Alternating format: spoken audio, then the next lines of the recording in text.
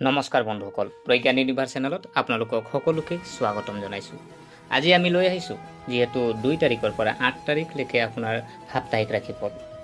প্ৰিয় দৰ্শক, যদি আপুনি যোৱা কেইদিনমানৰ পৰা অলপ গধুৰ বা অস্থিৰ অনুভৱ কৰিছে তেন্তে চিন্তা নকৰিব। এই সপ্তাহটোৱে আপোনাৰ বাবে শান্তি, সৃষ্টিশীলতা আৰু আত্মবিশ্বাস কঢ়িয়াই আনিব।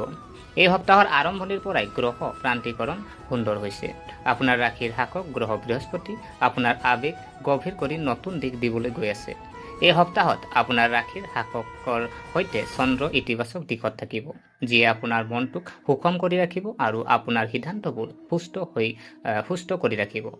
গতিকে আৰু কোনো কথা নকোৱাকৈ 2025 চনৰ 2 নৱেম্বৰৰ পৰা 8 নৱেম্বৰলৈ আপোনাৰ সপ্তাহটো কি হ'ব জানো আহক। প্ৰিয় দৰ্শক, প্ৰতিটো ক্ষেত্ৰতে কি পৰিৱৰ্তন হ'ব, প্ৰেম, কেৰিয়াৰ, ধন আৰু স্বাস্থ্য, আৰু কি সাৱধানতা অৱলম্বন কৰাটো প্ৰয়োজন, আমি সকলো বিতংভাৱে জানো আহকচোন। প্ৰিয় দৰ্শক, প্ৰথমতে আজি যদি জানে মীন ৰাশি যিসকল আমাৰ জাতক জাতিকা আছে, এই সপ্তাহে আপোনাৰ জীৱনলৈ শান্তি আৰু সৃষ্টিশীলতাৰ সংগম আনিছে। আপোনাৰ ভিতৰৰ বৰ্তমান যি শক্তি আছে সেয়া সূক্ষ্ম অথচ গভীৰ। আপোনাৰ চিন্তাধাৰা আগৰ তুলনাত অধিক স্পষ্ট আৰু আপোনাৰ হৃদয়খন আগৰ তুলনাত অধিক সংবেদনশীল বুলি বিবেচনা কৰিব। এই সপ্তাহত আপুনি সকলোতে সৌন্দৰ্য চাবলৈ চেষ্টা কৰিব, সেয়া প্ৰকৃতি হওক, সম্পৰ্ক হওক বা আপোনাৰ কামেই হওক। আপোনাৰ আৱেগিক দিশটোৱে মানুহক আপোনাৰ ওচৰলৈ আকৰ্ষণ কৰিব। এটা প্ৰকৃত হাঁহি বা এটা সৰু ইংগিতে কাৰোবাৰ দিনটো কৰি তুলিব পাৰে। শিল্প, সংগীত, লেখা, আধ্যাত্মিকতা বা যিকোনো সৃষ্টিশীল ক্ষেত্ৰৰ সৈতে জড়িত সকলৰ বাবে এইটো এটা অতি অনুকূল সময় হ'ব। এটা নতুন ধাৰণাই আপোনাক সফলতা কঢ়িয়াই আনিব পাৰে। যদি আপুনি কোনো সৃষ্টিশীল প্ৰকল্পত কাম কৰি আছে, এই সপ্তাহে ইয়াক আগুৱাই নিয়াৰ বাবে উৎকৃষ্ট সুযোগ প্ৰদান কৰিব।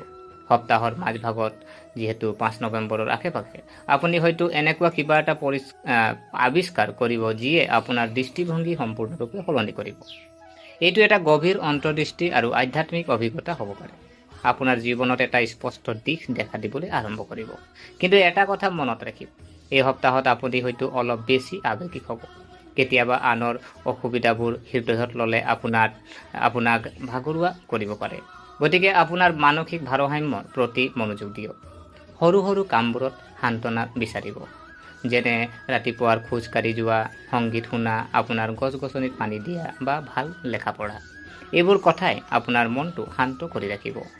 এতিয়া প্ৰেম আৰু সম্পৰ্কৰ কথা কওঁ, কাৰণ মীন ৰাশিৰ জীৱনত আৱেগে মুখ্য ভূমিকা পালন কৰে। এই সপ্তাহত শুক্ৰ আৰু চন্দ্ৰ দুয়োটাই আপোনাৰ প্ৰেমৰ মনোভাৱক শক্তিশালী কৰি তুলিছে। অৰ্থাৎ এই সপ্তাহটো ৰোমাঞ্চ, আৱেগ আৰু বুজাবুজিৰে ভৰি পৰিব। আপুনি যদি সম্পৰ্কত আছে, আপোনাৰ সংগীৰ সৈতে সহজ মৰম লগা মুহূৰ্ত কটাওক। কেতিয়াবা হৃদয়ৰ পৰা কোৱা এটা আন্তৰিক শব্দৰ অৰ্থ ব্যয়বহুল উপহাৰতকৈও বেছি। আপোনাৰ এই প্ৰেমময় মনোভাৱ আপোনাৰ সম্পৰ্কত নতুন মধুৰতা কঢ়িয়াই আনিব।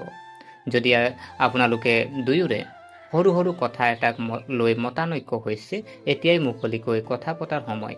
আপোনাৰ সততা আৰু কোমলতা দেখি আপোনাৰ সংগীয়ে আপ্লুত হ'ব। যদি আপুনি অবিবাহিত, তেন্তে এই সপ্তাহত আপুনি আপোনাৰ চিন্তা আৰু আগ্ৰহৰ সৈতে মিল থকা কোনোবাক লগ পাব পাৰে।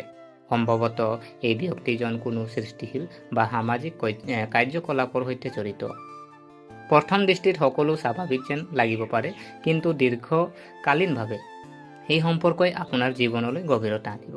বিবাহিতসকলৰ বাবে এই সপ্তাহে বহু স্থিৰতা কঢ়িয়াই আনিব।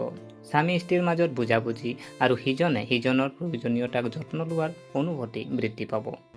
যদি কিছুদিনৰ পৰা ঘৰুৱা পৰিৱেশত উত্তেজনা আছে, তেন্তে এই সপ্তাহে উন্নতি আনিব। পৰিয়ালৰ সদস্যৰ লগত মৰমৰ পৰিৱেশ হ'ব। আপুনি পাৰিবাৰিক অনুষ্ঠান বা পূজাত অংশ ল'ব পাৰে, যাৰ ফলত আপোনাৰ সম্পৰ্ক আৰু অধিক মজবুত হ'ব। গতিকে আপুনি মনত ৰাখিব, প্ৰেমত জয়ী হোৱাৰ আটাইতকৈ সুন্দৰ উপায় হ'ল বুজি পোৱা। হৃদয়েৰে শুনিলে সম্পৰ্কটোৱে নিজৰ কথা ক'ব। এতিয়া আপোনাৰ কেৰিয়াৰ আৰু কামৰ কথা কওঁ। যিসকলে নিজৰ কামত নিজৰ হৃদয় আৰু আত্মা ৰাখে, তেওঁলোকৰ বাবে এই সপ্তাহটো অতি ভাল হ'ব। অফিচত আপোনাৰ সুনাম বাঢ়িব। আপোনাৰ সহকৰ্মীসকলে আপোনাক বিশ্বাসযোগ্য ব্যক্তি হিচাপে চাব। আপোনাৰ কোমল আৰু শান্ত স্বভাৱটোৱে আপোনাক দলৰ ভাৰসাম্য বিন্দু কৰি তুলিব। আপোনাৰ বছ বা ছিনিয়ৰসকলে আপোনাৰ কামৰ প্ৰশংসা কৰিব।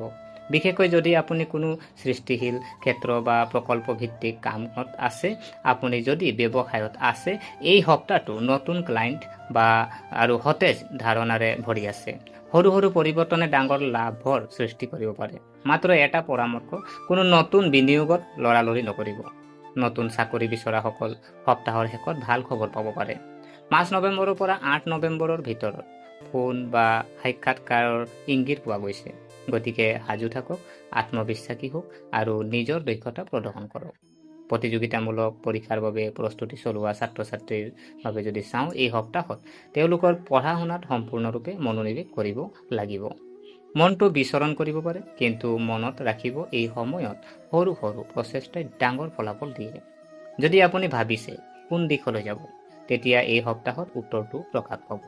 মাত্ৰ আপোনাৰ ভিতৰৰ মাতটো শুনক। এতিয়া ধন আৰু আৰ্থিক পৰিস্থিতিৰ কথালৈ আহোঁ। মীন ৰাশি এই সপ্তাহত বিত্তীয় ক্ষেত্ৰত অলপ সাৱধান হোৱাৰ পৰামৰ্শ দিয়া হৈছে।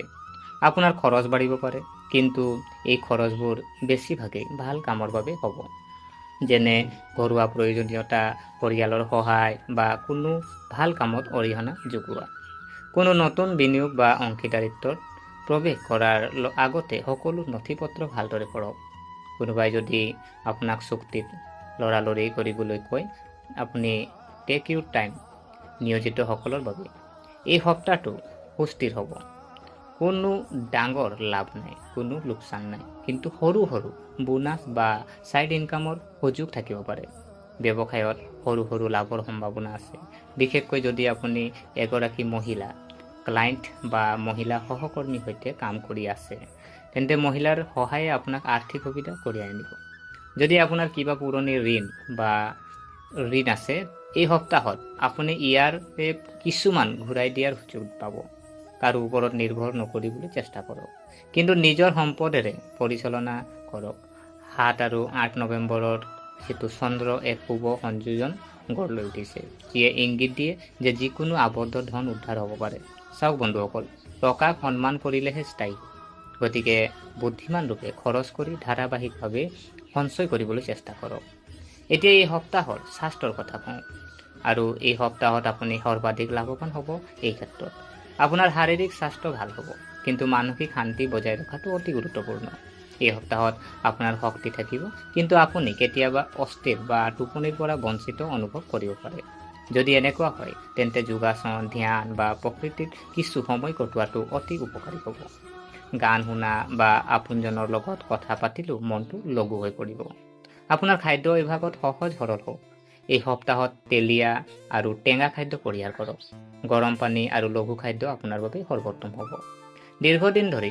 দীৰ্ঘদিনীয়া ৰোগৰ সৈতে যুঁজি থকা যিসকল আমাৰ মীন ৰাশিৰ জাতক জাতিকা আছে, এই সপ্তাহত সকাহ পাব পাৰে। নতুন চিকিৎসা বা চিকিৎসকৰ পৰামৰ্শ উপকাৰী হ'ব। পৰ্যাপ্ত টোপনি লোৱা, কাৰণ মীন ৰাশিৰ মন সদায় সপোনত হেৰাই যায়, আৰু যদি আপুনি জিৰণি লোৱা নাই, ক্লান্তিয়ে আপোনাক আগুৰি ধৰিব পাৰে। আপুনি কিছু প্ৰতিকাৰ কৰিব পাৰে, যেনে ভগৱান বিষ্ণুৰ পূজা এই সপ্তাহত আপোনাৰ বাবে অতি শুভ হ'ব। প্ৰতিদিনে পুৱা বা গধূলি যদি ওম নম ভগৱতে বাসুদেৱায় মন্ত্ৰ যি আছে এইটো আপুনি জপ কৰক। আপুনি শান্তি আৰু আত্মবিশ্বাস দুয়োটা বৃদ্ধি কৰিব। বৃহস্পতিবাৰে হালধীয়া কাপোৰ পিন্ধিব। দৰিদ্ৰ ব্যক্তিক বুট দালি বা হালধি দান কৰক। ইয়াৰ ফলত আপোনাৰ জীৱনলৈ ইতিবাচক শক্তি আহিব। পানীৰ লগত জড়িত কাৰ্যকলাপ, যেনে ধৰি লওক গছ গছনিত পানী দিয়া, নদী পৰিষ্কাৰ কৰাত অংশগ্ৰহণ কৰা বা কাৰোবাক শীতল পানী দিয়া আপোনাৰ বাবে গুণী হ'ব, কাৰণ মীন ৰাশি জল ৰাশি, আৰু পানীৰ প্ৰতি দয়ালু হ'লে আপোনাৰ সৌভাগ্য শক্তিশালী হ'ব। গতিকে বন্ধুসকল, এইটোৱে আছিল মীন ৰাশিৰ সাপ্তাহিক ৰাশিফল 2025 চনৰ 2 নৱেম্বৰৰ পৰা 8 নৱেম্বৰলৈ। সামগ্ৰিকভাৱে এই সপ্তাহটোৱে আপোনাৰ বাবে শান্তি, ভাৰসাম্য আৰু সৃষ্টিশীল শক্তিৰ সংগম কঢ়িয়াই আনিছে। আপোনাৰ বাবে আটাইতকৈ গুৰুত্বপূৰ্ণ কথাটো হ'ল আপোনাৰ আৱেগ বুজি পোৱা, লেহেমীয়া কৰিবলৈ আৰু আপোনাৰ হৃদয়ৰ কথা শুনিবলৈ। আপোনাক বুজি পোৱাসকলৰ লগত থাকক আৰু যি নকৰে তাক ক্ষমা কৰক, কাৰণ এই সপ্তাহত শান্তি আপোনাৰ সৰ্বোচ্চ শক্তি। ভগৱান বিষ্ণুৰ কৃপাত প্ৰতিটো দিন আনন্দময় আৰু প্ৰতিটো নিশা শান্তিপূৰ্ণ হওক। প্ৰিয় দৰ্শক, গতিকে আশা কৰিছোঁ আপোনালোকে ভিডিঅ'টো চাই ভাল পালে। যদি এই ভিডিঅ'ই আপোনাক কিঞ্চিত মানুহ লাভান্বিত কৰিলে, তেনেহ'লে লাইক কৰিব, শ্বেয়াৰ কৰিব আৰু কমেণ্টত জয় শ্ৰী হৰি লিখিব। আৰু আমাৰ চেনেলটো যদিহে ছাবস্ক্ৰাইব কৰা নাই, এনে ভিডিঅ' পাই থাকিবৰ কাৰণে আমাৰ চেনেলটো ছাবস্ক্ৰাইব কৰি অনুগ্ৰহ কৰি আমাক উৎসাহিত কৰিব বুলি আশা থাকিলে পুনৰ লগ পোৱাৰ প্ৰতিশ্ৰুতিৰে আজিলৈ বিদায় মাগিলোঁ। জয় শ্ৰী হৰি, ধন্যবাদ।